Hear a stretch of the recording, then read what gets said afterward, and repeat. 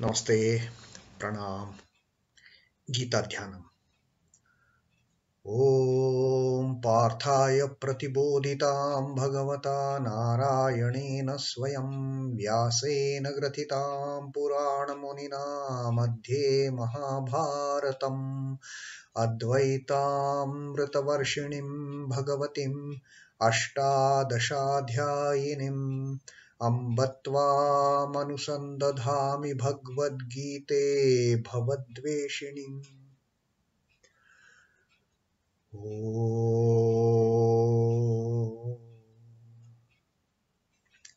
O Bhagavad Gita, with which Lord Narayana himself gave enlightenment to Partha, which was included in the Mahabharata by the ancient sage Vyasa. O Goddess, contained in the 18 chapters and showerer of the nectar-like knowledge of Advaita. O my beloved mother, the destroyer of rebirth, I meditate upon thee. Now, Krishna Vandana. Vasudeva Sutam Devam Kansachanuramardanam Devakim Paramanandam Krishnam Vande Jagadgurum. O son of Vasudeva, the killer of Kansa and Chanur, extreme delight for Mother Devaki. O Lord Krishna, the supreme teacher of the universe, my salutations to you. Today we are going to read the 24th Shloka of Sankhya Yoga, the second adāhyo of the Bhagavad Gita. And Sri Krishna continuing his teachings on the nature of Atman, that it doesn't get affected by the mundane, the super mundane quality of the Atman. Sri Krishna says, achchhedyo ऽyमद akledyo śhoṣhya nityaḥ sarva-gataḥ sthāṇur achalo sanātanaḥ. Now, what is this Atman like? We know the body is perishable, destructible, and when the right time comes, this Atman gives up that useless body, the worn out body, and takes up a new one. So the Atman's journey continues forever. Now, what is this Atman like? In the preceding Shlok, in the 23rd Shlok, Sri Krishna has explained to us that the Atman doesn't get cut by the weapons. The fire cannot burn it. Water cannot wet it. And even the wind cannot dry it. It doesn't get affected, influenced by any of these four elements in the nature. Now, Sri Krishna further explains that achchhedyo cannot be cut. That we have already seen in the 23rd also. Sorry about that. We had another power cut and had to pause the recording, and we will restart here. So Sri Krishna is saying, telling us about the nature of the Atman, that Atman is achchhedyo, cannot be cut. I am this self. Adāhyo, cannot be burnt. That also Sri Krishna has told us in the previous shloka, nainam dahati pavakaha. So it is adāhyo. It cannot be burnt. I am this. Akledyo, cannot be wetted. And śhoṣhya, cannot be dried. So this Atman is beyond all these. It cannot be cut, it cannot be burnt, it cannot be made wet, nor can it be dried. Nityaḥ sarva-gataḥ. Nityaḥ is ever present, eternal. Sarva-gataḥ, all-pervading, like the space. Sthāṇur, stable. There is no change. Avyaya, it cannot be divided. There are no modifications like the body. The body, right from our birth, every moment it is getting modified. A tiny baby which takes the form at the time of birth, such a small looking beautiful child, infant, keeps on growing the day it takes birth, then becomes a day old, then starts the other activities, then the childhood, then the adolescence, then the youth, then the middle age, old age, all these things. It keeps on changing. Ever the body keeps on changing. But for Atman, there is no change. It is stable.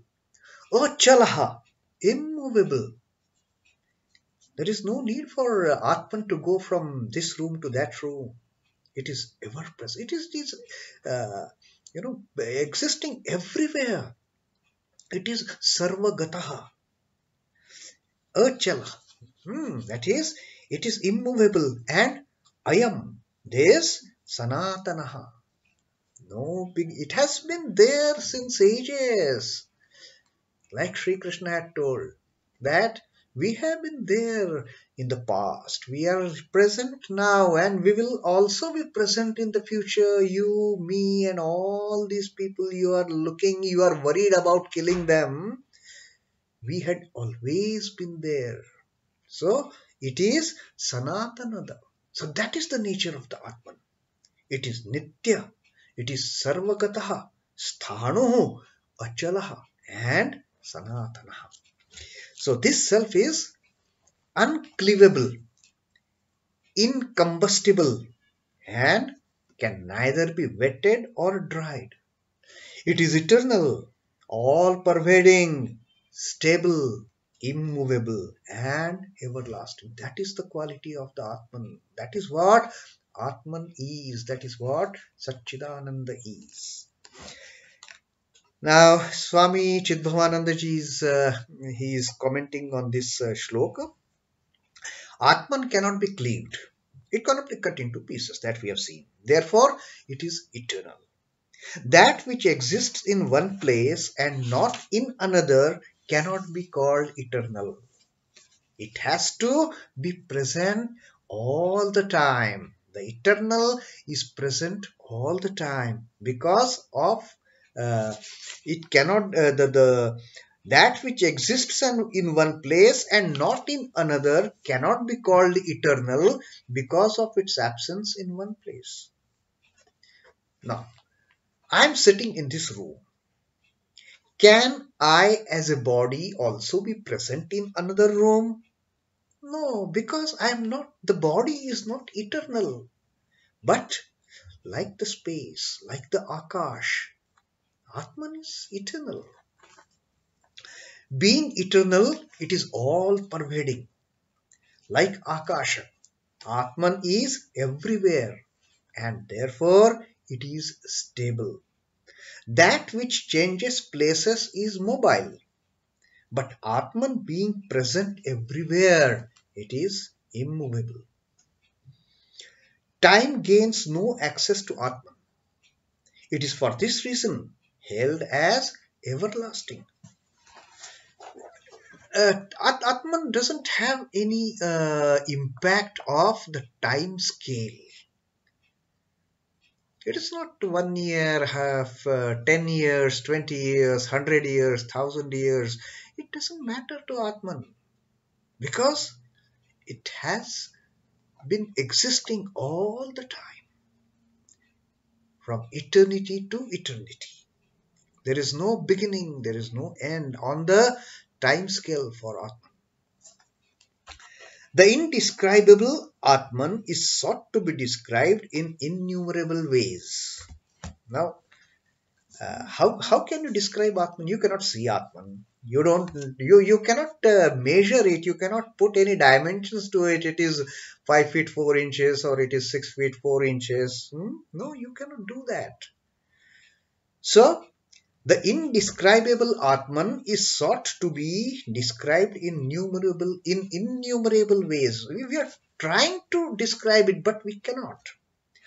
Through varieties of definitions and explanations, some vague concept of him is formed in the mind. Some vague concept, very rough sketch of Atman can be formed in the mind. And what is that vague sketch? What Sri Krishna has told us about. That Atman cannot be cut. Okay, so we come to know about something about this Atman. It is not unknowable for that matter, because Sri Krishna has told us Atman cannot be cut. Okay, that is one property. Then Atman cannot be burnt by the fire, not like any other physical body, whether it is our body or anything which can be burnt in fire. Even the hardest of the metals, they can be destroyed. They can be converted from solid to liquid under fire, under the effect of fire. But for Atman, there is no effect of fire. Atman cannot be wetted by water, and no amount of wind, howsoever you may put the fans for drying Atman, there is no effect of wind on Atman. So that is some kind of explanation Sri Krishna has provided us to create some image, to have some understanding of Atman in our mind. But to the extent the mind gets purified, cognition of him becomes lucid. So it is only when mind is under the influence of this Maya that we can have some kind of understanding of the Atman. But when mind becomes purer and purer, when the influence of Maya, of delusion cannot touch the mind, then the understanding of Atman becomes very lucid. Then there is no point in understanding what is Atman. Then the mind becomes one with the Atman. And the cessation of misery is ever in direct proportion to one's being anchored in the self. How much I am established in myself, how much I am focused on myself, how much I am away from the delusion, that I am nearer to myself. That brings just stops a person getting into any misery, a person getting into any confusion, a person getting into despondency like Arjuna had got into, because he was a bit away from understanding his own self. And now Sri Krishna is trying his best to impress upon the mind of his beloved disciple that this is the real nature of the Atman, for which one should not grieve. There is no need to grieve for Atman. There is no need to grieve for self. Misery is an unwanted state of mind got in through ignorance. Shreyas is not where misery is. It is only for the prayers. When I am associating myself with the body, only then I feel pain, misery, grief, sorrow, only then. But if I am not associating myself with the body, I am more associating myself with the self, capital S. There is nothing but Anandam, only the bliss, everlasting bliss. The Lord throws light on the glory of the Atman in order to cure Arjuna of the despondency meaninglessly assumed by him. He has unnecessarily. He has brought out that curtain of delusion between himself and his self. his real nature, and that's why he has got into this condition of Vishad, the despondency. And Sri Krishna, by all these teachings, is helping Arjuna to remove that veil, to remove that covering of the delusion. So that is another aspect of Sri Krishna, that of Atman, that Sri Krishna has explained to us, that apart from, it is not affected by any of these things. It cannot be cut by weapons, it cannot be burnt by fire, it cannot be made wet by water, or it cannot be dried by wind. Apart from that, what is Atman? Atman is nityaḥ, sarva-gataḥ, sthāṇur. It is always present, ever present.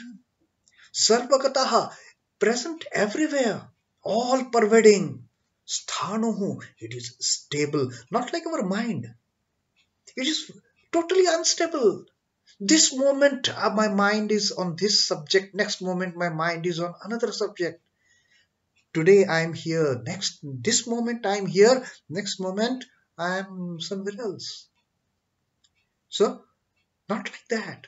The Atman is sthāṇur, ever stable, achalo, immovable, and sanātanaḥ, it is eternal. So these are some more qualities of Atman that Sri Krishna has taught us in this 24th Shloka. Other qualities we will also study in our next reading. So as of now, Om Namo Bhagavate Vasudevaya. Sri Krishna Arpanamastu. Jai Sri Ramakrishna. Jai Thakur. Jai Swami.